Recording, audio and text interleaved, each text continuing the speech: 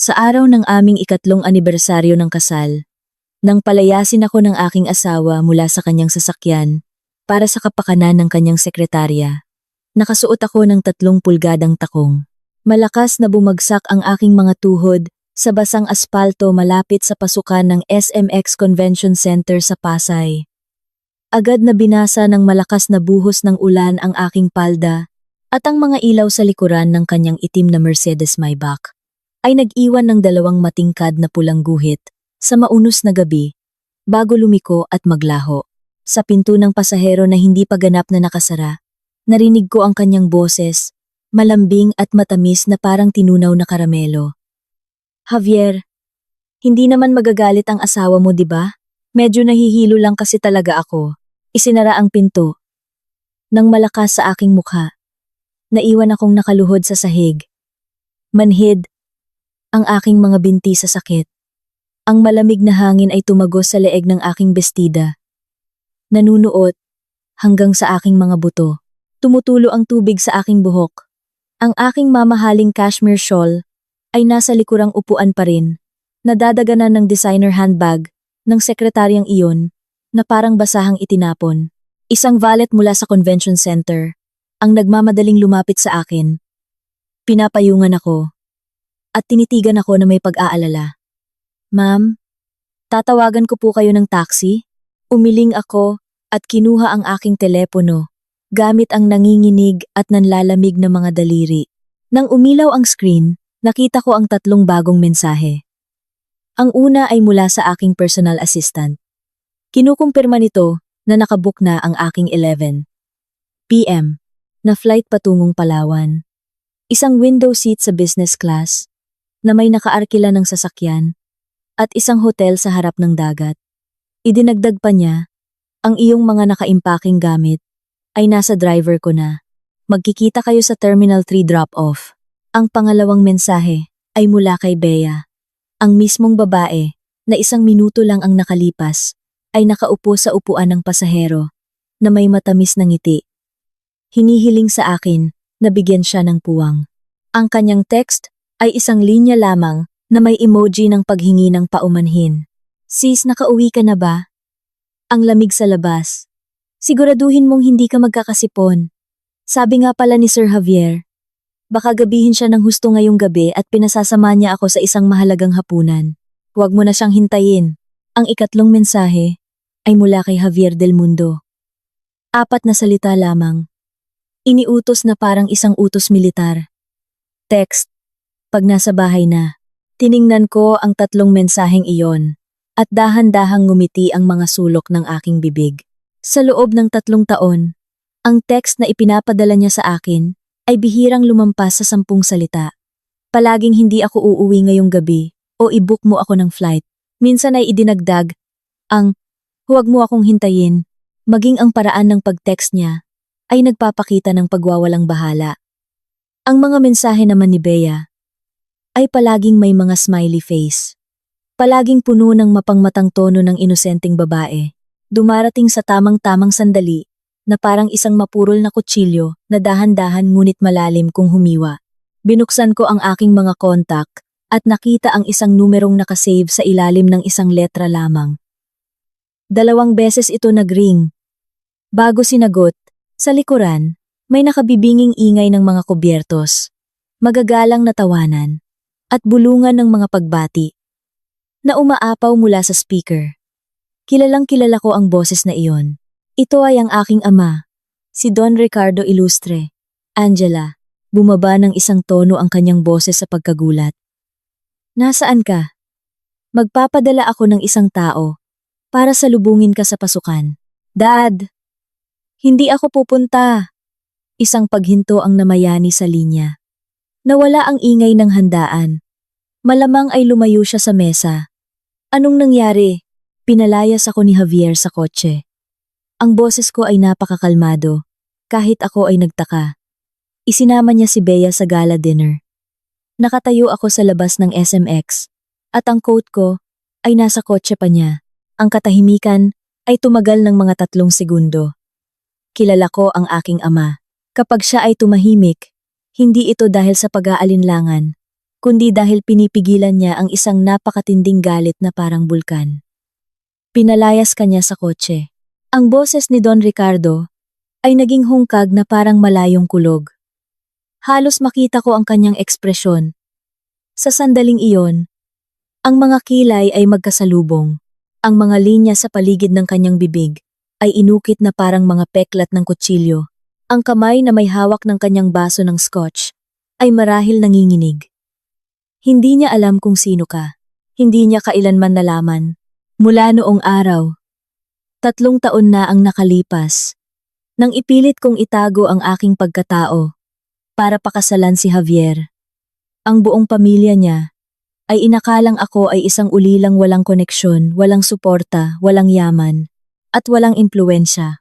Maging ang kasal mismo ay isang minadaling formalidad sa City Hall na walang maayos na reception. Si Doña Elvira del Mundo, ina ni Javier, ay tinitigan ako noong araw na iyon mula sa kanyang silya, na para bang ako ay isang ipis, na gumapang sa kanyang hapagkainan.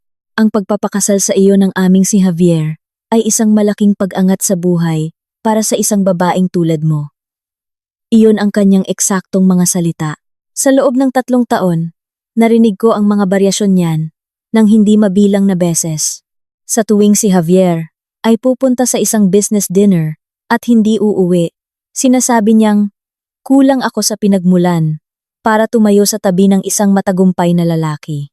Sa tuwing si Bea ay nakakakuha ng aumento at promotion sa kumpanya, sinasabi niyang ang sekretaryang iyon ay tunay na may kakayahan, habang ako ay isang gold digger lamang na nabubuhay sa pera ng kanyang anak.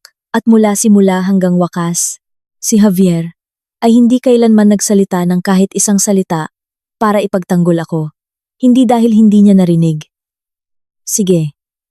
Ang boses ng aking ama ay bumalik sa telepono na may nakakatakot na kalmado. Napakagaling. Dad, ngayong gabi sa partners gala, wasakin mo siya, bawat piraso. Tinitigan ko ang aking pahabang anino sa ilalim ng ilaw ng poste. Ang ulan ay tumutulo pa rin mula sa aking buhok. Makipagnegosasyon ka. Sa paraang nararapat sa kanila. Alam na alam mo kung paano nakarating sa kinalalagyan ngayon ang kumpanya ni Javier. At alam ko rin. Bawat round ng pondo na natanggap ng Del Mundo Construction sa nakalipas na 3 taon. Bawat malaking kliyente. Bawat imbitasyon sa mga eksklusibong summit ng industriya. Lahat ng iyon ay lihim kong inorkestra. Akala ni Javier ay isa siyang mapalad na henyo na may pambihirang talento. Hindi kailanman sumagi sa isip niya na ang mga himalang nahuhulog sa kanyang kandungan ay gawa-gawa lamang ng isang taong kumikilos sa anino. Anong gagawin mo? Tanong ni Don Ricardo. May tiket ako. Lilipad ako ngayong gabi papuntang Palawan. Tiningnan ko ang impormasyon ng aking flight.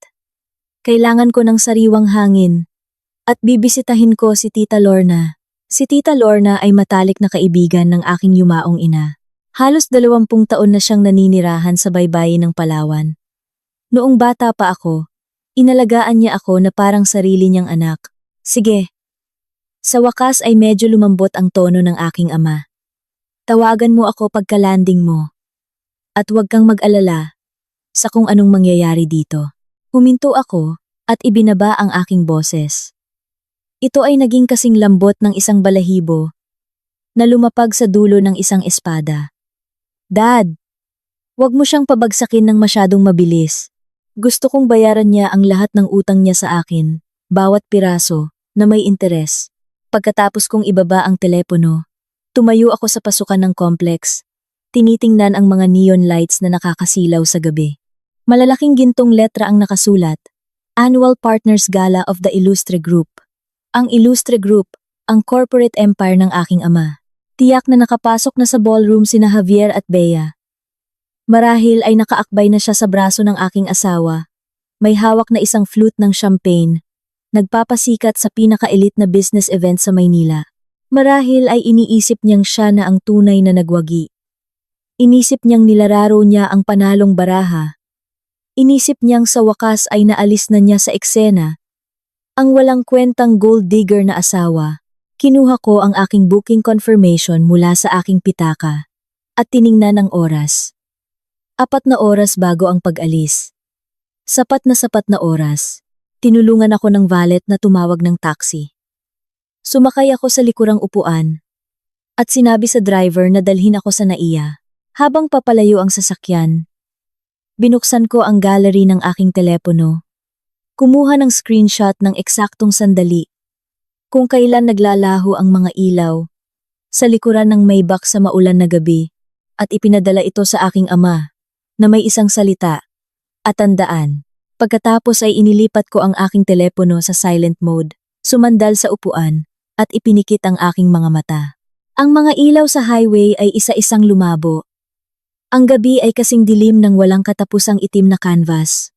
Ang radyo ng taxi ay nagpapatugtog ng isang late-night talk show tungkol sa mga lihim ng relasyon.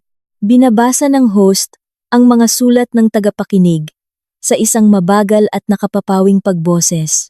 Sa aking isipan, sinimulan kong bilangin ang score. 3 taon, 1,095 na araw. Bawat gabi ng kalungkutan, bawat pampublikong kahihiyan, bawat makamandag na salitang binitiwan ng aking biyenan, bawat mapanuksong text mula kay Bea, kasama ang kanyang mga maliit na smiley face. Lahat ay nakatala. Wala akong nakalimutan kahit isang detalye. Ang taxi ay pumasok sa expressway patungo sa airport. Sa di kalayuan, ang terminal ay nagniningning sa gabi na may malamig na puting ilaw. Tulad ng isang malaking isla na naghihintay ng paglipad, ipinahinga ko ang aking ulo sa salamin at naalala ang isang katulad na malamig na gabi 3 taon na ang nakalipas. Kagagaling ko lang mula sa pag-aaral sa ibang bansa. Tinanong ako ng aking ama kung ano ang gusto kong gawin sa aking buhay. Sinabi ko sa kanya na gusto kong mag-asawa, magpakasal sa isang lalaking mahal ko, at mamuhay ng isang ordinaryong buhay. Matagal na nanahimik si Don Ricardo, bago sa wakas ay nagsabi, "Maagang iniwan tayo ng iyong ina.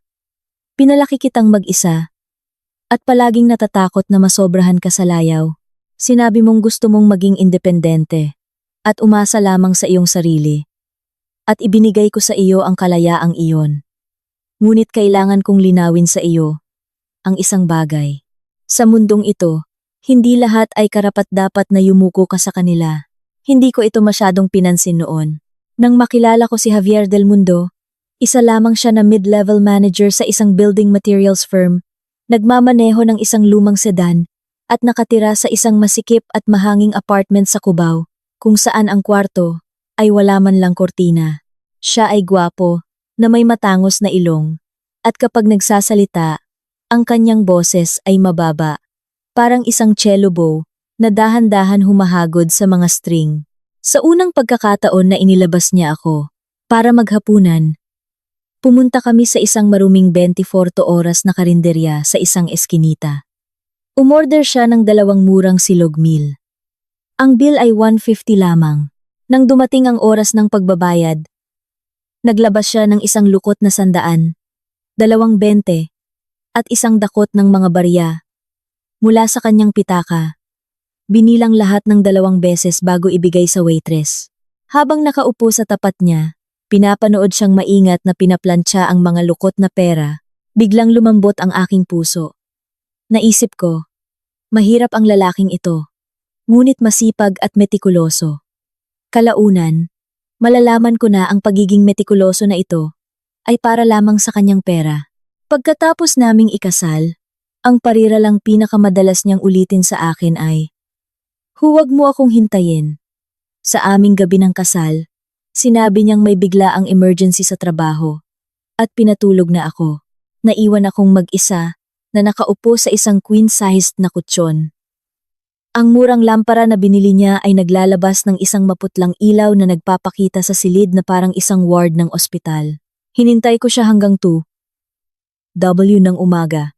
Nang sa wakas ay pumasok siya, amoy alak siya, at may bakas ng hindi pamilyar na pabango sa kanyang kwelyo. Sabi niya, regalo iyon mula sa isang kliyente, at naniwala ako, sa sumunod na taon, ang kanyang bagong tatag na kumpanya ay nagsimulang makakuha ng malalaking kontrata, isang real estate development na hindi makuha ng iba, ay bigla na lang tumawag sa kanila para mag-alok ng partnership. Ang mga angel investment ay lumitaw mula sa kung saan sa kanyang bank account nang walang anumang paunang pag-audit. Ang mga imbitasyon sa pinakamahalagang summit ng industriya ay bumagsak mula sa langit kahit na ang kanyang kumpanya ay wala man lang sa top 50, inisip niyang nagbago na ang kanyang swerte. Naniwala siyang ito ang bunga ng kanyang pambihirang henyo.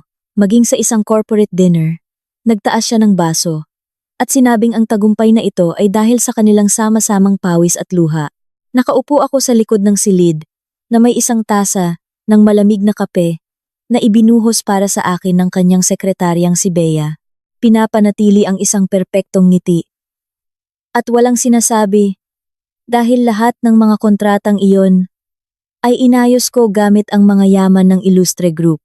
Ang mga pamumuhunang iyon ay suportado ng trust fund na iniwan sa akin ng aking ina, at ang imbitasyon sa summit na iyon ay nakuha sa pamamagitan ng personal na pagtawag ng aking ama sa mga organizer. Walang alam si Javier dito. Ang alam lang niya ay nagmula ako sa isang hindi gaanong mahalagang pamilya, na hindi ako nagdala ng trust fund sa kasal, at na isa lamang akong palamunin. Pagsapit ng 3 taon itong mismong taon formal, na pumasok si Bea sa kanyang buhay.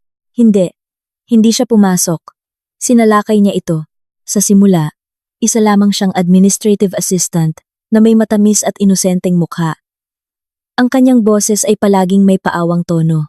Kapag tinatawagan niya ako, hinihila niya ang dulo ng kanyang mga salita na parang isang maliit na kawit, kumakaskas sa puso, nagdudulot ng katina kalaunan ay nagiging tunay na sakit. Kailan siya nagsimulang magbago? Marahil noong araw na inimbita ng aking biyenan si Bea sa aming bahay para mananghalian, si Doña Elvira. Isang babaeng hindi nagtrabaho, kahit isang araw sa kanyang buhay, ngunit itinuturing ang sarili na pinakamatalinong tao sa mundo. Ay tiningnan si Bea at sinabing, "Naku, ang gandang bata, mas mabuti kaysa sa nakasanayan natin." Namula si Bea, yumuko, at mahinang sinabi, "Ginang Del Mundo, wag niyo pong sabihin iyan. Mabait na tao po si Angela." Ngunit habang sinasabi niya iyon, ang kanyang mga mata ay nakatutok sa family portrait na nakasabit sa dingding sa likuran ko. Sa litratong iyon, nakatayo ako sa gilid na may ngiting halatang pilit. Di nagtagal, nagsimulang sumakay si Bea sa kotse ni Javier, papunta at pauwi sa trabaho, dahil on the way naman daw. Pagkatapos, nagsimula siyang maginhawang lumitaw sa bawat business dinner ng aking asawa. Sa wakas, sa ilalim ng dahilan na pinapabigay ni Mr. Del Mundo ang ilang files, mananatili siya sa kanyang opisina hanggang hating gabi. At sa tuwing susubukan kong banggitin ito, iirapan ako ng aking biyenan at itatapon sa akin ang kanyang malamig na tono. Ginagawa ng babaeng iyon ang trabaho ng asawa mo, habang ikaw ay nakaupo lang sa bahay buong araw na walang ambag, nakikinabang sa tagumpay ng aming pamilya. Wala kang karapatang magreklamo. Wala akong sinabi. Hindi dahil hindi ako nangahas, kundi dahil hinihintay ko ang perpektong sandali para singilin ang utang sa loob ng 3 taon, kasama ang lahat ng naipong interes. At ngayong gabi, dumating na ang perpektong sandali na iyon. Huminto ang taxi sa terminal sa NAIA. Nagsimulang bumagsak muli ang isang manipis na ambon mula sa langit. Binuksan ko ang pinto at ang malamig na hangin ay humampas sa aking mukha, tumagos sa aking manipis na bestida at nanlamig hanggang sa aking mga buto. Bigla, may naalala pa akong isang bagay.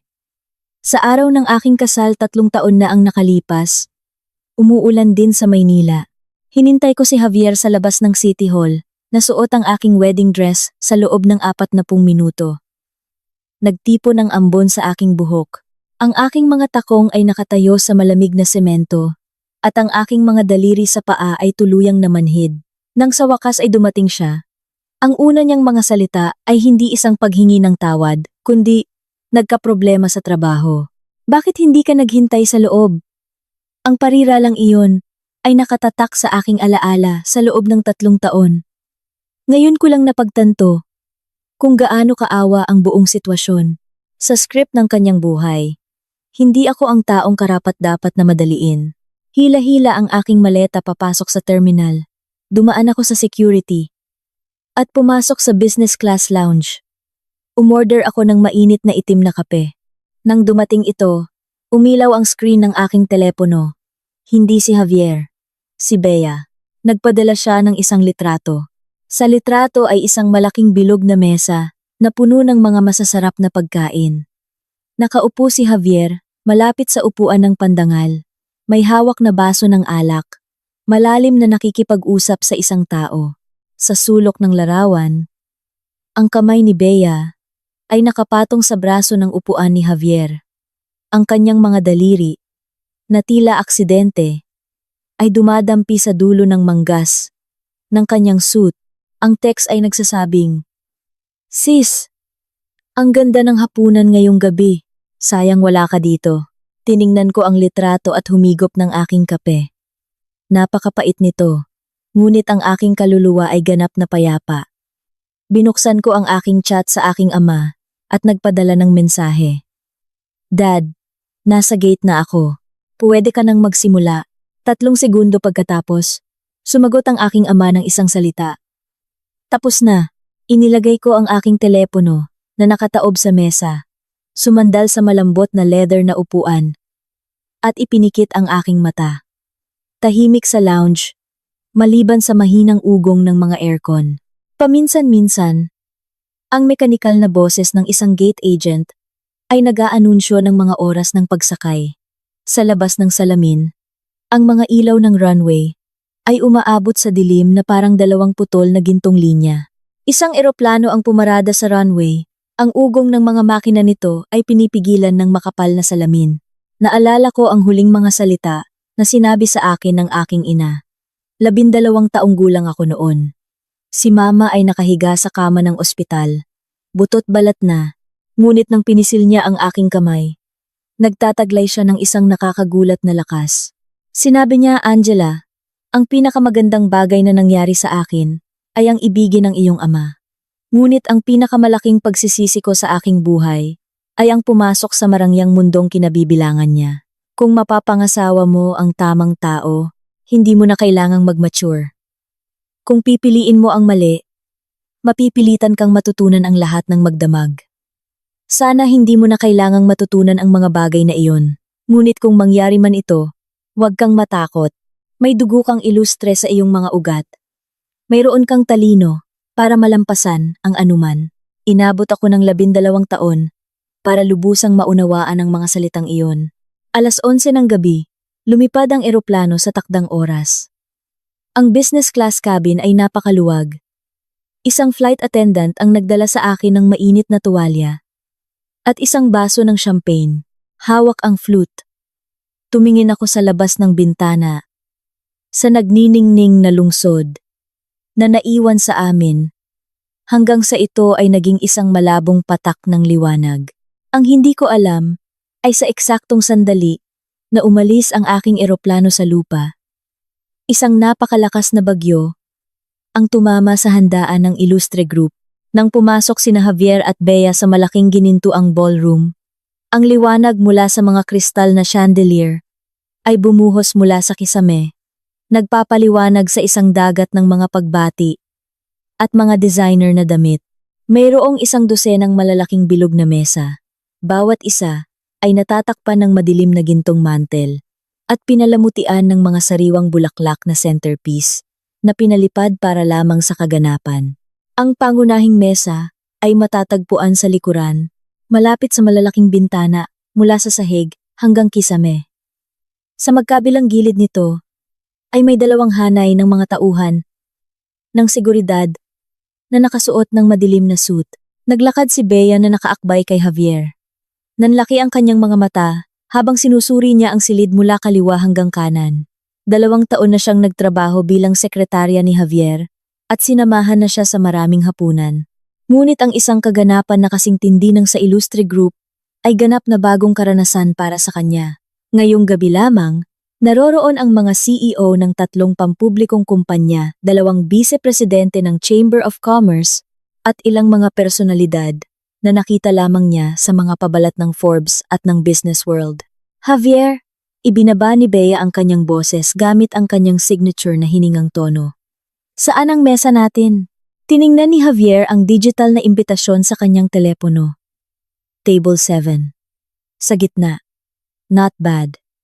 Dahil sa laki ng Del Mundo Construction, ang makakuha lamang ng upuan dito ay isang napakalaking tagumpay.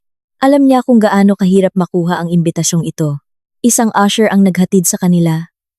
Sa table 7, ang mga sapatos ni Bea, na may pulang suwelas, ay lumikha ng isang magaan at matagumpay na ritmo. Sa marmol na sahig, maingat niyang pinili ang kanyang damit, isang hapit na burgundy na bestida at bagong-bagong sapatos. Ayaw niyang maging masyadong pasikat at ma-outshine ang mga host, ngunit gusto niyang maging sapat na kapansin-pansin para maalala siya ng lahat. Sa table 7, ay nakaupo ang ilang mga kasamahan sa industriya na kinilala ni Javier. Nagpalitan sila ng mga pagbati at business card sa isang magalang, ngunit pigil na kapaligiran. Pagkaupo, hindi maiwasang itapon ni Javier ang kanyang tingin sa pangunahing mesa. May 7 o 8 tao na nakaupo doon, ngunit ang gitnang upuan ay bakante. Hindi pa dumarating si Don Ricardo Ilustre. Yumuko si Bea para ibuhos siya ng tubig. Ang kanyang mga kilos ay napakapraktisado na tila ginawa na niya ito ng 1,000 beses. Dumulas ang kanyang mga daliri sa likod ng kanyang kamay. Javier! Bulong niya. Gusto mo bang samahan kita mamaya para mag-toast kay Mr. Ilustre? Tumango siya at kinuha ang baso nang hindi tumitingin sa kanya.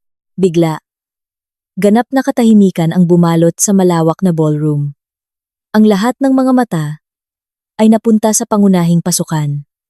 Pumasok si Don Ricardo Ilustre. Nakasuot siya ng isang perpektong custom-tailored na charcoal suit.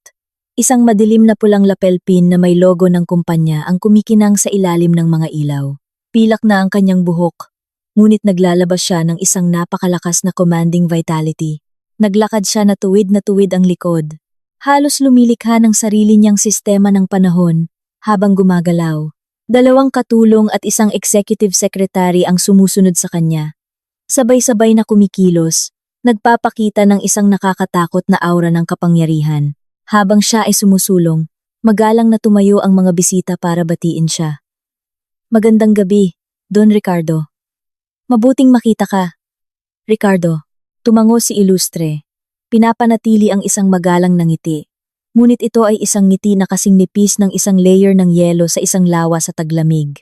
Ang mga mata ni Bea ay nag-aapoy sa ambisyon.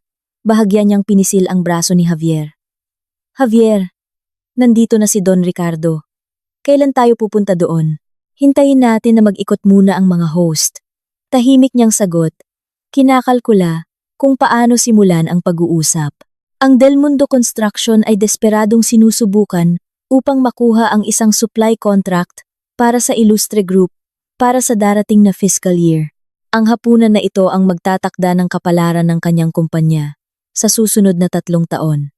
Ngunit hindi niya alam na ang unang-unang ginawa ni Don Ricardo pagkaupo ay hindi ang pagtaas ng baso. Sa halip, tinawag niya ang kanyang sekretarya at bumulong ng isang utos. Tumango ang sekretarya at mabilis na lumabas ng ballroom. Ang unang kurso ay inihain. Napakagandang pagkakaayos ng kinilaw na tanige. Nagsimulang kumain ang mga bisita at naging mas masigla ang kapaligiran. Nagsimulang tumayo ang mga tao para mag-alok ng mga toast, nagpapalitan ng mga formalidad at contact. Ito ang tunay na diwa ng kaganapan. Hindi na matiis ni Bea. Hinila niya ang manggas ni Javier. Javier, oras na. Kung hindi tayo pupunta ngayon, mauunahan tayo ng iba. Tiningnan ni Javier ang head table. Ilang tao na may hawak na baso ang paikot-ikot na sa paligid ni Don Ricardo. Huminga siya ng malalim, kinuha ang kanyang baso ng alak, tumayo, at inayos ang kanyang kurbata. Tara na! Sumunod si Bea sa likuran. Malakas na tumutunog ang kanyang mga takong. Naramdaman niya ang ilang mga tingin na napupunta sa kanya, mga tingin ng kuryusidad, pagsusuri, at marahil inggit. Bahagya niyang itinaas ang kanyang baba, idiniin ang kanyang ngiti. Nang maghiwalay ang naunang grupo, humakbang si Javier at nag-alok ng bahagyang pagyuko. Isang postura ng ganap na paggalang. Don Ricardo, magandang gabi. Ako po si Javier Del Mundo, mula sa Del Mundo Construction. Maraming salamat sa karangalan ng pag-imbita sa amin ngayong gabi. Sa ngalan ng aking buong kumpanya, isang tagay para sa inyo. Sinasabi ito, inubos niya ang kanyang baso sa isang lagok. Agad na itinaas ni Bea ang kanyang baso, na may maningning na ngiti. Magandang gabi. Don Ricardo, ako po si Bea, sekretarya ni Mr. Del Mundo. Marami na po akong narinig tungkol sa inyo. Isang napakalaking karangalan na sa wakas ay makilala kayo. Nanatiling nakaupo si Don Ricardo sa kanyang silya. Hindi siya tumayo, hindi man lang niya kinuha ang kanyang baso. Nanatili lamang siya doon. Nakapatong ang isang kamay sa mesa, habang ang mga daliri ng isa ay dahan-dahan hinahaplos ang isang tasa ng itim na kape na lumamig na. Ang kanyang tingin ay lumipat mula sa mukha ni Javier, patungo kay Bea at pabalik kay Javier. Tiningnan niya sila mula ulo hanggang paa ng 2 beses. Hindi ito isang malamig na titig, ngunit malayo rin sa pagiging mainit. Tiningnan niya sila na parang sinusuri ang mga kalakal na may lubos na kaduda-dudang pinagmulan. Mr. Del Mundo, nagsimula si Ilustre. Ang kanyang boses ay hindi malupit, ngunit nagdala ito ng isang malalim na ugong, na hinubog ng mga dekada ng ganap na awtoridad. Mag-isa ka lang ba dumating ngayong gabi? Nagulat si Javier. Hindi naiintindihan ang anggulo ng tanong. Kasama ko po ang aking sekretarya. Tumabi siya. Hinahayaan si Bea na mapunta sa spotlight. Tiningnan ni Don Ricardo si Bea. Ang kanyang mga mata ay nanatili ng isang segundo sa mga perlas na hikaw na nakabitin sa kanyang mga tainga. Nagbago ang ekspresyon sa kanyang mga mata. Hindi na ito isang pagsusuri. Ito ay isang matalim, nakasisilaw na kislap ng nagyayalong lamig. Ngunit hindi ito napansin ni Bea. Pinanatili niya ang kanyang malambing at sabik na ngiti. Don Ricardo, bulong niya. Bahagyang yumuko para maipakita ng elegante ang kanyang mga balikat. Hindi siya pinansin ni Ilustre. Ibinalik niya ang kanyang tingin kay Javier. Nagsasalita sa isang tono na kasing monotono na parang pinag-uusapan niya ang panahon. May asawa ka, hindi ba? Nagulat na naman si Javier. Tuluyang nalito sa direksyon ng usapan, ngunit tumango siya. Opo, Don Ricardo. 3 taon na po akong kasal. At ang asawa mo? Kinuha ni Don Ricardo ang kanyang tasa ng kape at humigop ng malamig na likido. Ang kanyang mga mata ay hindi umaalis kay Javier. Bakit hindi dumalo ang asawa mo ngayong gabi? Nagyelo ng 1 segundo ang ngiti ni Bea. Mabilis niyang ibinaba ang kanyang ulo. Nagkukunwaring inaayos ang kanyang damit. Ngunit nanginginig ang baso sa kanyang kamay. Halos matapon ang alak. Sumikip din ang mukha ni Javier. Tumikhim siya, sinusubukang maging kaswal. Masama po ang pakiramdam niya. Nagpaiwan siya sa bahay para magpahinga. Ganoon ba? Ibinaba ni Don Ricardo ang tasa. Sumandal sa kanyang upuan at ipinag-krus ang kanyang mga kamay sa kanyang tiyan. Ang kanyang madilim na mga mata ay tumititig kay Javier. Kung ganoon, itong si Bea ba ay sekretarya mo o isang escort? Sa sandaling lumutang sa hangin ang mga salitang iyon. Ang lahat ng mga nangungunang ehekutibo sa pangunahing mesa ay ganap na natahimik. Ang mga tao mula sa Table 7 na tumayo para mag-alok ng mga toast ay huminto rin at tumingin sa kanilang direksyon. Ang hangin sa silid ay biglang naging makapal at nakakasakal. Ang lalamunan ni Javier ay umakyat baba. Isang butil ng malamig na pawis ang gumulong sa kanyang likod. Nakipag-usap na siya sa mga mahihirap na kliyente noon. Ngunit ang nakatagong poot sa mga salita ni Ilustre ay masyadong halata. Napakalinaw na hindi niya maaaring magpanggap na hindi niya naintindihan. Don Ricardo, si Bea po ay empleyado ng kumpanya. Nandito po siya ngayong gabi. Bilang isang kinatawan. Hindi niya natapos ang pangungusap. Itinaas ni Ilustre ang isang kamay. Pinutol siya. Tumayo siya. Agad na hinila ng kanyang katulong ang kanyang upuan pabalik. Ang mga binti nito ay kumaskas na may mapurol na kalabog sa marmol. Nang tumayo si Ilustre, lahat ng nakaupo sa pangunahing mesa ay tumalon sa kanilang mga paa, na parang sa utos. Si Ilustre ay kalahating ulo, na mas matangkad kaysa kay Javier. Tiningnan niya ito mula sa itaas. At ang manipis na layer ng yelo sa kanyang mga mata ay sa wakas ay nabasag. Inilalantad ang nag-aalab na galit na kanyang pinipigilan. Mr. Del Mundo, hayaan mong ikuwento ko sa iyo ang isang bagay. Ang boses ni Don Ricardo ay hindi isang sigaw. Ngunit bigla na lang ang malawak na ginintuang ballroom ay bumagsak sa isang nakamamatay na katahimikan.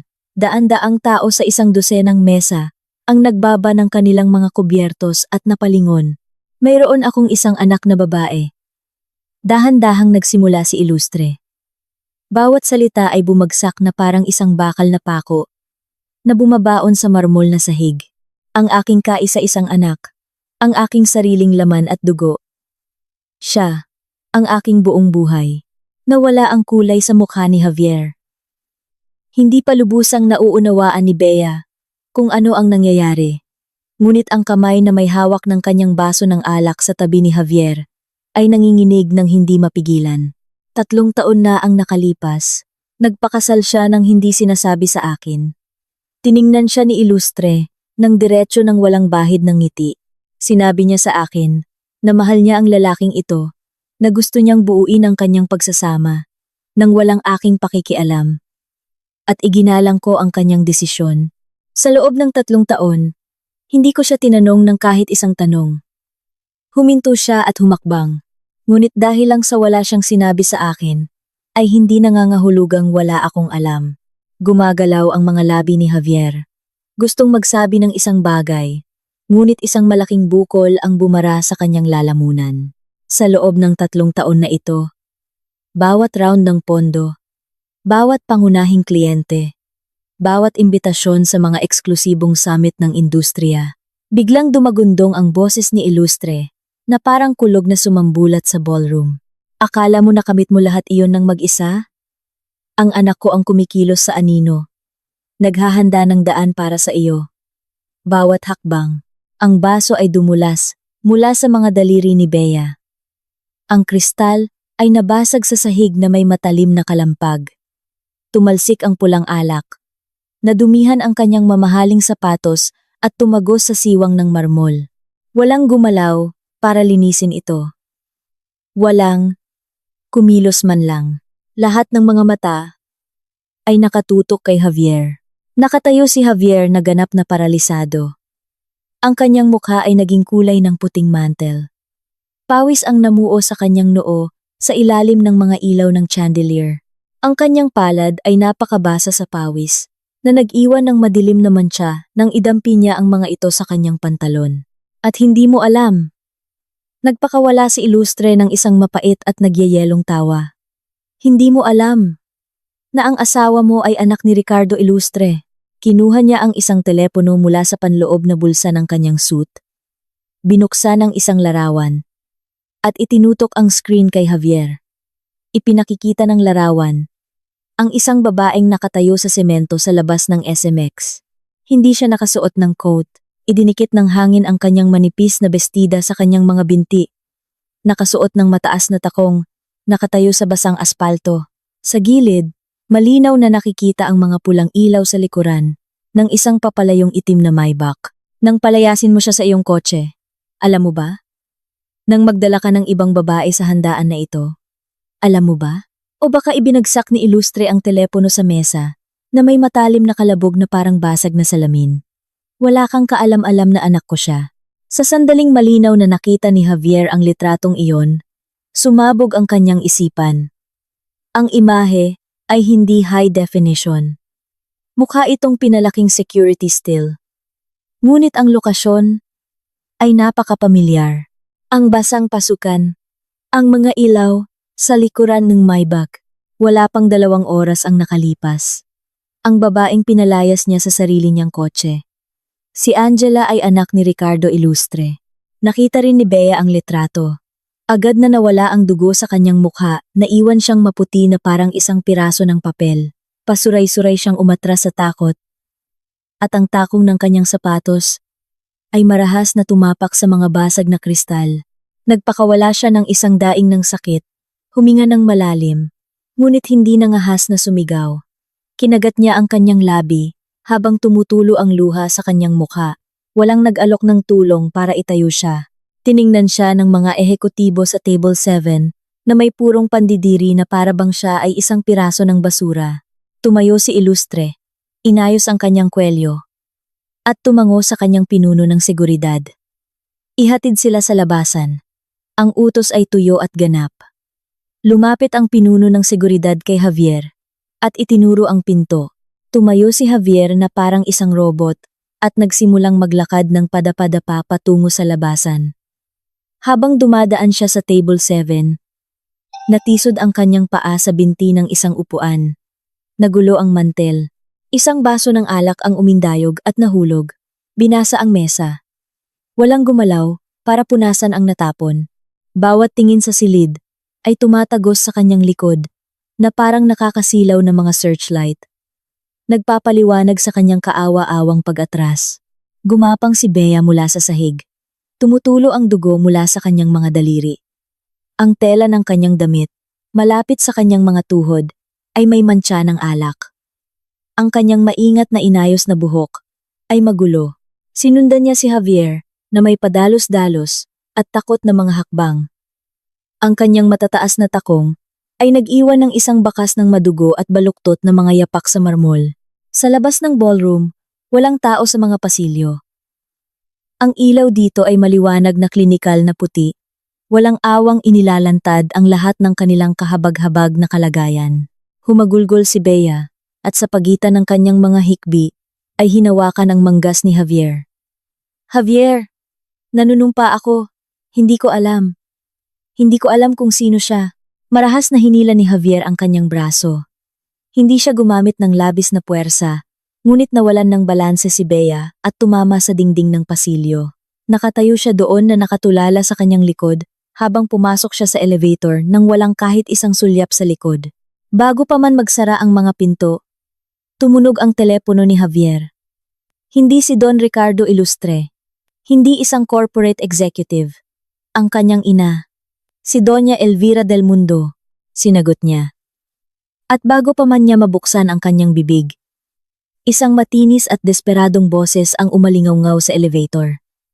Javier, kumusta ang hapunan? Napirmahan mo ba ang mga kontrata? Nakuha mo ba ang deal sa Ilustre? Makinig ka sa akin. Ito na ang pagkakataon mo. Naghihintay ang iyong ama. Anong problema mo? Bakit hindi ka nagsasalita? Anong nangyari? Pababa na ang elevator. Putol-putol ang signal. Sumandal si Javier sa salaming pader na metal. Nakikita ang kanyang sariling namumutla at walang dugong mukha sa refleksyon. Pakiramdam niya ay tumitingin siya sa isang estranghero. Si Angela. Narinig niya ang sarili niyang boses na nagsabi, tuyo at magaspang na parang liha. Ang ama niya ay si Ricardo Ilustre, isang nakamamatay na katahimikan na tumagal ng 5 buong segundo ang namayani sa linya. Pagkatapos ay isang hysterikal na sigaw ang sumambulat mula sa speaker na nagpatunog sa kanyang mga tainga. Anong pinagsasabi mo? Nakarating ang elevator sa ground floor. Tumunog ang mga pinto. Hindi sumagot si Javier. Ibinaba niya ang tawag, ibinulsa ang kanyang telepono, at lumabas. Ang mga kristal na chandelier sa malaking grand lobby ng hotel ay patuloy na nagniningning ng marangya. Binuksan ng valet ang pinto para sa kanya na may parehong katangi-tanging paggalang. Ang malamig na hangin ng Maynila ay patuloy na umiikot sa paligid ng pasukan. Walang nagbago sa lungsod, ngunit alam niyang ang kanyang buong mundo ay ganap na gumuho, at ang babaeng pinalayas niya sa kanyang kotse ay kasalukuyang lumilipad sa 30,000 talampakan sa isang business class na upuan. May hawak na isang baso ng champagne, nakatingin sa mga ulap, na may ngiti sa kanyang mga labi, na hindi niya kailanman pinag-abalang alamin. Sa aking unang araw sa Palawan, Natulog ako hanggang sa magising ako ng kusa. Walang mga alarma, walang mga passive-aggressive na text message. Tuwing 6:00 ng umaga, mula sa aking biyenan, na pinupuna ang aking kakulangan. Sa pinagmulan o inililista ang lahat ng mga paraan na di umano'y ipinahiya ako sa harap ng kanyang mga kaibigan sa country club. Walang malambing na, "Good morning sis," na mga text na may smiley face mula kay Bea. Tanging ang maliwanag na araw ng timog na pumapasok sa mga puting kurtina at lumalapag sa malinis na puting kumot, mainit at yumayakap. Gumulong ako, ibinaon ang aking mukha sa mga unan at huminga ng malalim. Ang punda ay amoy lavender salamat sa isang relaxing mist na ibinigay ng boutique hotel. Ang aking telepono ay tahimik na nakalagay sa nightstand. Kinuha ko ito para tingnan. 37 missed calls mula kay Javier. Ilan mula kay Bea sa pamamagitan ng landline ng aking mga biyenan.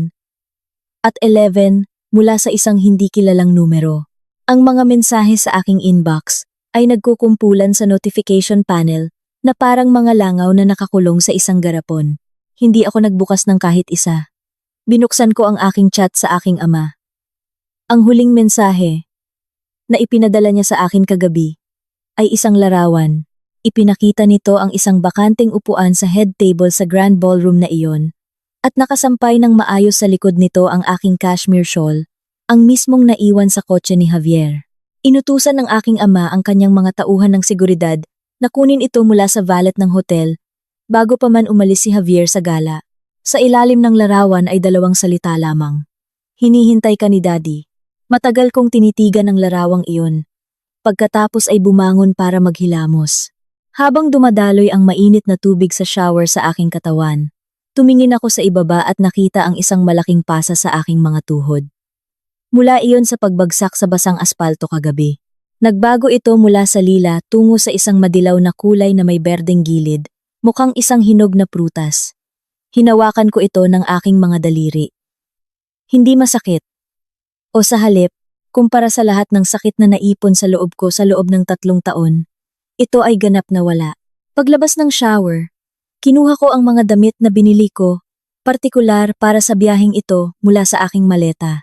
Isang puting linen na blusa, maluwag na cream-colored na pantalon, at mga flat na leather na sandalyas. Hindi ako nag-makeup. Naglagay lang ako ng sunscreen. Bahagyang pinatuyo ang aking buhok at hinayaan itong malayang bumagsak sa aking mga balikat. Ang babae sa salamin ay mukhang ganap na naiiba. Mula 3 taon na ang nakalipas. Sa panahon ng aking pagsasama, palagi akong nagsusuot ng madidilim na kulay. Naglalakad na nakayuko at nakakuba ang mga balikat. Sinusubukang sakupin ang kaunting espasyo hanggat maaari, tulad ng isang nakakainis na piraso ng muwebles sa sala. Sabi ng aking biyenan, masyado akong seryoso manamit, na hindi ako mukhang ginang ng tahanan. Kung sakaling mag-ayos ako, tatanungin niya kung sino ang sinusubukan kong pahangain dahil wala namang tumitingin sa akin. Sa huli, mas pinili ko na lang na huwag nang umalis ng bahay. Ngunit ngayon, ang babae sa salamin ay may isang payapa at relax na tingin. Ang mga sulok ng kanyang bibig ay nakangiti. Mukha siyang sa wakas ay nakaahon mula sa isang kulay abo at maalikabok na shell at dinurog ito. Nag-vibrate ang aking telepono. Isang text mula sa aking ama. "Ligtas ka bang nakarating?" Sumagot ako ng isang voice memo. Hindi mapigilan ang aking ngiti. Nakarating ako. "Dad, ang ganda ng sikat ng araw sa Palawan. Napakainit." Agad na sumagot si Ricardo Ilustre. Masaya ako. Pagkatapos ay nagdagdag siya ng isa pang mensahe. "Ang iyong tita Lorna ay tuwang-tuwa. Nang marinig niyang darating ka, sabi niya, gagawa siya ng kanyang sikat na kaldereta para sa iyo sa tanghali." Pagbasa sa mensaheng iyon, isang bukol ang nabuo sa aking lalamunan. Si Tita Lorna, nang mamatay si Mama, 12 taong gulang pa lang ako. Pumunta si Tita Lorna sa amin sa Maynila. Sa loob ng 3 buong buwan, nagluluto siya para sa akin araw-araw.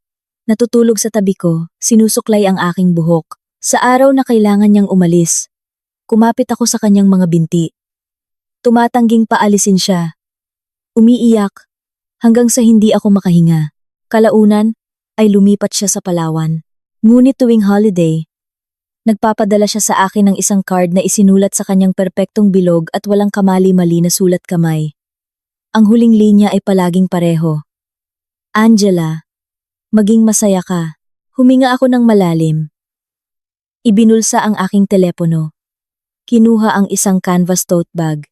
Inayos ko ang aking mga gamit at bumaba sa lobby para mag-check out. Dahil hapon pa ako inaasahan ni Tita Lorna. Nagpasya akong umorder muna ng espresso sa cafe ng hotel at doon magpalipas ng oras. Habang hihintayin ang sundo ko, ibinaba ko ang aking maleta sa gilid ng reception desk at naupo sa isang sulok, ninanamnam ang kapayapaan ng umaga. Habang dumarating ang aking kape, bumukas ang mga salaming pinto ng hotel. Ang nakakasilaw na liwanag ng katanghalian sa timog ay marahas na pumasok. Pinipilit akong pumikit. Isang matangkad na lalaki ang nakasiluwet sa pintuan laban sa liwanag. Hirap makita ang kanyang mukha dahil sa liwanag. Ngunit ang kanyang magaan na kulay abo na linen suit at brown na loafers ay perpektong tugma sa maaraw na klima. Angela, ang kanyang boses ay mas malalim kaysa noong mga bata kami, ngunit mayroon pa rin siyang parehong ugali.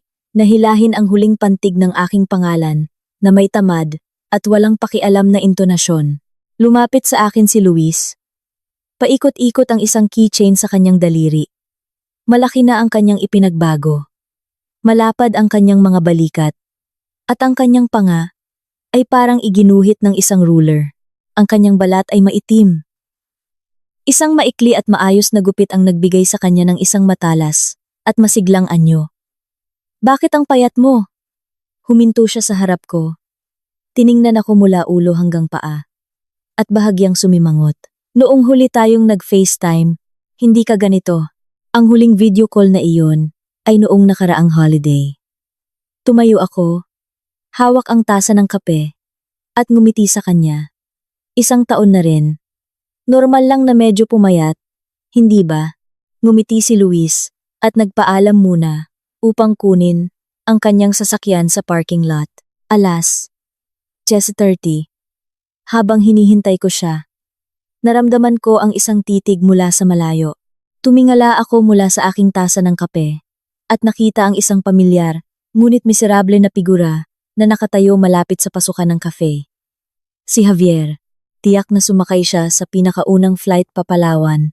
Pagkatapos ng gabi ng kahihiyan sa Maynila, lukot ang kanyang damit, namumula ang kanyang mga mata, at bakas sa kanyang mukha ang paglalakbay ng walang tulog.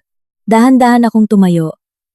Hawak ang aking canvas tote bag at ang kuwintas ng sampagwita na ibinigay sa akin bilang welcome lei ng hotel. At hinarap siya nang walang anumang emosyon. Tinitigan ko siya, hindi nagsalita, hindi umaatras. Mukhang nagpuyat ka buong gabi, sabi ko sa kanya. Nag-almusal ka na ba? Natulala si Javier. Marahil ay inaasahan niyang sisigawan ko siya. Ngunit tinuro ko ang isa sa mga mesa sa cafe ng hotel. At umupo.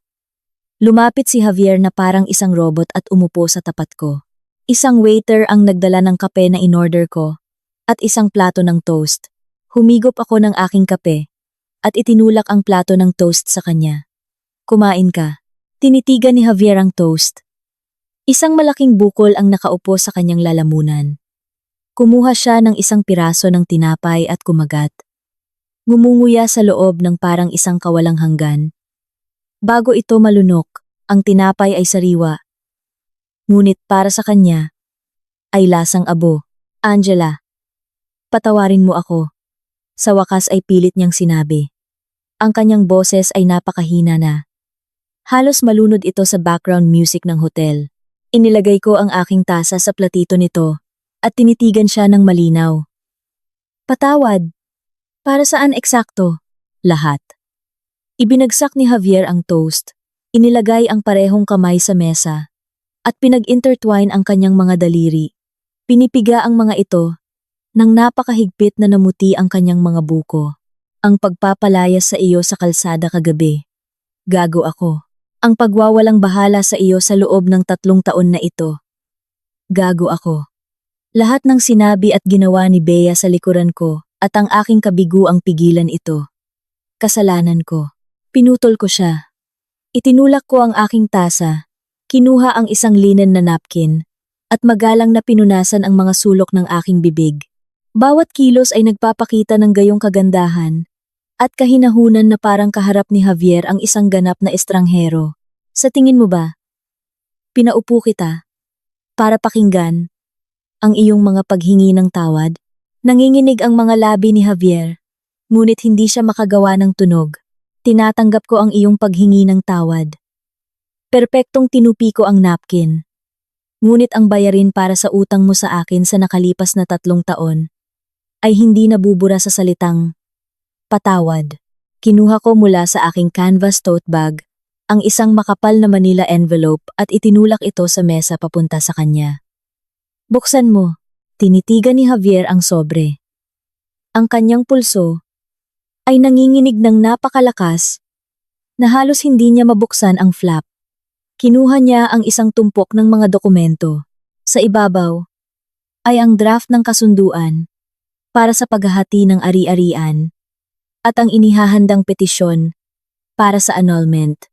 Sa ibabang kanang sulok, ang perpektong pirma ko ay nakalagay na. Sa ilalim nito ay daan-daang pahina ng mga bank statement, mga financial disclosure, at mga opisyal na ulat ng pagsusuri. Basahin mong mabuti. Sabi ko, sumandal sa aking upuan, ipinatong ang isang braso sa mesa, na may eksaktong parehong tono, na ginagamit ng isang CEO para magpresenta ng isang quarterly earnings report tungkol sa paghahati ng mga ari-arian. Malinaw na ipinaliwanag ng aking mga abogado ang lahat. Sa kabuuan, may 3 bagay.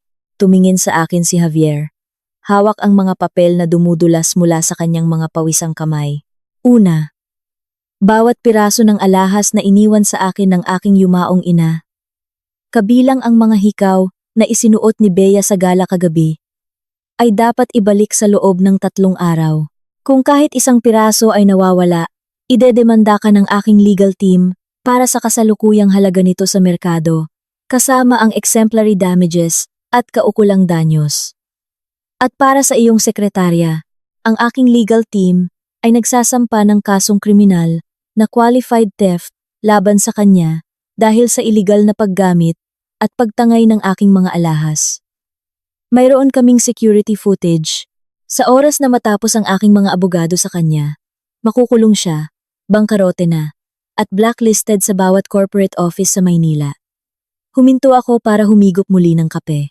1 buwan ko nang pinapadraft ito sa aking mga abogado. Kagabi lang ang huling tulak na kailangan ko para pirmahan ito. Pangalawa, ang mga angel investment na ipinasok ko sa Del Mundo Construction ay hindi mga regalo. Ang mga ito ay nakaistruktura sa pamamagitan ng mga shell company bilang mga convertible note. Dahil hayagang pinutol ng Illustre Group ang ugnayan sa iyo kagabi, ang iyong kumpanya ay nasa technical na default na sa mga financial covenant nito. Opisyal na ina-activate ng aking legal team ang agarang conversion ng mga note na iyon ngayon. Kinukuha ko ang 51% ng equity ng iyong kumpanya. Binuklat ni Javier ang mga pahina. At muling nakita ang nakasulat. Ang kanyang mukha ay kapareho ng kulay ng mantel. Ito ang formal na paglipat ng mayoryang kontrol ng Del Mundo Construction sa mga kamay ko. Hindi ko kayang bayaran ito. Hindi mahalaga kung hindi mo kayang bayaran. Ayos lang. Tinapos ko ang aking pangungusap na may nagyayalong pagwawalang bahala. Pwede ko namang panatilihin ang equity. Sa porsyentong iyon, humihingi ako ng isang upuan sa board of directors. Kaya, Mr. Del Mundo, huwag mong kalimutang mag-iwan ng isang bakanteng upuan para sa akin sa iyong susunod na board meeting. At pangatlo, tumayo ako at tiningnan ang resibo na nakapatong sa mesa. Binuksan ko ang aking pitaka, naglabas ng 500 at inilagay ito sa tabi ng plato. Maraming bagay ang kinuha sa akin ng iyong ina, hindi lang ang mga perlas na hikaw na iyon. Ang buong inventaryo ay nasa appendix sa pahina 4. Ang mga alahas na kinuha niya ang mga pirasing ipinamigay niya. Ang mga nawala niya 7 item sa kabuuan. Regalo iyon mula sa aking ina. 7 piraso na may halaga sa merkado na mahigit 1,000,000. Hindi ako hihingi ng multiplier sa mga iyon. Bayaran mo na lang ako sa kanilang tinatayang halaga. Kinuha ko ang aking tote bag, inayos ang aking mga gamit, at tiningnan ang lalaking lumiliit sa kanyang upuan. Sa nakalipas na 3 taon, sinabi mo ang mga salitang, "Huwag mo akong hintayin," ng eksaktong 312 na beses. Ngayon, ako naman, Javier, "Huwag mo na akong hintayin." Pagkatapos kong sabihin iyon, tumayo ako at naglakad patungo sa lobby. Nauna nang lumabas si Luis para kunin ang kanyang sasakyan sa parking lot upang ipark ito sa driveway. Nang makarating ako sa pasukan ng hotel, naghihintay na roon ang kanyang puting Porsche. Agad na bumaba si Luis, kinuha ang aking maleta, at pinagbuksan ako ng pinto ng magiti. Sumakay ako sa upuan ng pasahero, at ibinaba ang bintana, hinahayaan ng mainit na simoy ng Palawan, nahipan ang aking buhok habang ngumingiti ako kay Luis. Ang sasakyan ay unti-unti nang humalo sa daloy ng trapiko, sa maaraw na coastal highway nang hindi ko na binalingan pa ng sulyap si Javier. Sa pasukan ng hotel, marahas na tumalon si Javier para sumunod. Ngunit ang kanyang mga paa ay parang nakakabit sa sahig ng mga hindi nakikitang tornilyo. Tinitigan niya ang marangyang sasakyan na mabilis na lumalayo. Sa kanyang mga kamay, hawak niya ang lukot at basang-basa sa pawis na mga papel ng kasunduan. Tiningnan niya ang aking pirma sa papel malinis at isinulat ng may gayong lakas na halos mapunit ito. Sa huling sulyap niya sa bintana ng sasakyan, bago ito tuluyang maglaho, nakita niya akong lumingon kay Luis na may maningning na ngiti. Minsan lang nakita ni Javier ang ganoong ngiti sa araw ng aming kasal. Nang sa wakas ay dumating siya sa gitna ng ulan. Ngunit ang ngiting iyon ay hindi ng kagalakan. Ito ay isang ngiti ng ganap na paglaya at pagtanggap. Naiwan siyang nakatayo doon sa ilalim ng nakakapasong araw ng timog. Hawak ang mga basang papel, nanginginig sa sarili niyang kalamigan, habang ang kanyang buong mundo ay tuluyan ng gumuho. Patay na ang baterya ng kanyang telepono. Ngunit kahit gumana ito, sino pa ang tatawagan niya? Kung tatawagan niya ako, hindi ko ito sasagutin. Kung ang kanyang ina naman, tiyak na sisigaw lamang ito, ng histerikal at hihilingin na lumuhod siya pabalik. Ilang oras pagkatapos maglakad-lakad, nang manhid at mag-check-in sa isang sterile na 5-star hotel room na may tanawin ng bay, umupo si Javier Del Mundo sa gilid ng isang king-size na kutsyon. Ang mga pahina ng dokumento ng pagpapawalang bisa at hatian ay nakakalat sa bedspread. Hawak niya ang isang panulat. Ang dulo nito ay nakatigil sa ibabaw ng papel. Nanigas sa ere. Gusto niyang magsulat ng isang bagay. Gusto niyang isulat, "Patawarin mo ako." Gusto niyang isulat, "Puwede mo ba akong bigyan ng isa pang pagkakataon?" Gusto niyang isulat, "Nangangako akong magbabago ako." Ngunit sa huli, wala siyang isinulat dahil sa wakas ay napagtanto niya ang malaking katotohanan. Sa nakalipas na 3 taon, hindi siya binigyan ng mga pagkakataon. Ito ay sa bawat pagkakataon na kumatok ang isang pagkakataon sa kanyang pinto, aktibo niyang pinili na durugin ito sa ilalim ng kanyang takong at magbulag-bulagan. Itinapon niya ang panulat. Kinuha ang mga papel, isinuksok ang mga ito sa drawer ng nightstand, at pinatay ang ilaw. Sa labas ng bintana, nagniningning ng maliwanag ang Palawan sa kanyang walang hanggang sikat ng araw. Ngunit sa kaibuturan, alam niyang gaano man kaliwanag ang mundo sa labas, ang ilaw sa kanyang buhay ay tuluyan ng namatay. At ang babaeng naging parola ng kanyang pag-iral, ang tanging nag-iilaw sa kanyang landas, ay kasalukuyang nasa kabilang panig ng lungsod. Ninanamnam ang isang mainit na plato ng lutong bahay na kaldereta sa isang bahay na puno ng buhay, napapalibutan ng mga taong tunay na nagmamalasakit sa kanya. Hindi na niya kailangang mag-iwan ng ilaw para sa kanya, dahil siya mismo ang araw. At ang araw na iyon ay hindi na kailanman magpapainit sa kanya.